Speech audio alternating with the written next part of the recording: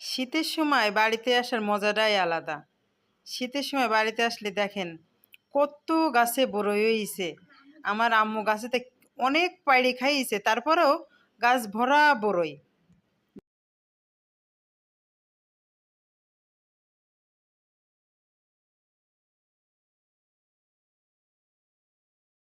শীতের সময় বাড়িতে আসার মজাটাই আলাদা।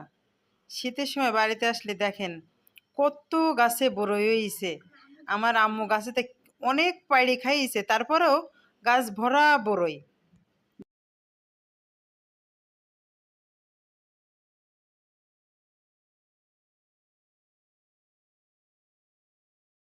শীতের সময় বাড়িতে আসার মজাটাই আলাদা।